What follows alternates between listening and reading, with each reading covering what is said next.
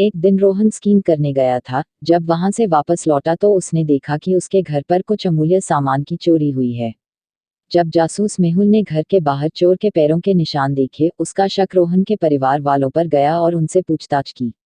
रोहन के चाचा ने कहा कि उनके पैर में चोट है और वह व्हीलचेयर का उपयोग करते हैं, वह चोरी नहीं कर सकते।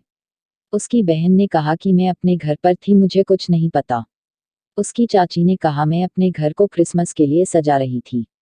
चाचा, चाची, बहन। पैरों के निशान के साथ लकड़ी के निशान थे, जो लकड़ी की मदद से चोरी करने आया था। रोहन के चाचा के पैर में चोट थी, इसलिए वह चोर है।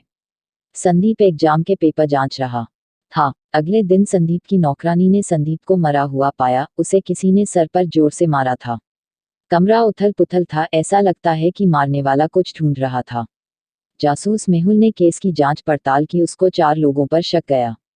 नौकरानी कियारा, माली सैम, पड़ोसी बिल, दोस्त लियाम। आगे जांच पड़ताल करने के बाद मेहुल को एक कागज का टुकड़ा मिला जिसमें 8177 लिखा था। ऐसा लगता है कि संदीप ने मारने वाले का सुराग छोड़ा है।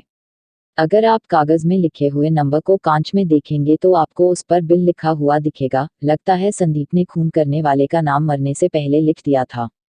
सुपर बाजार के मालिक मिस्टर जैसन ने पिछले कुछ महीनों में 3 चोरी के केस दर्ज किए थे।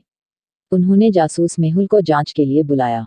मेहुल ने चोरी के तीनों दिनों की सीसीटीवी फुटेज मांगे। 9 जून, 19 जून, जून 10। इन तीनों फुटेज को देखकर मेहुल को 3 लोग पर शक गया। बी, सी। तीनों फुटेज को ध्यान से देखकर यह पता चलता है कि बी ने प्लास्टर अलग अलग दिनों में अलग अलग पैरों पर लगाया है।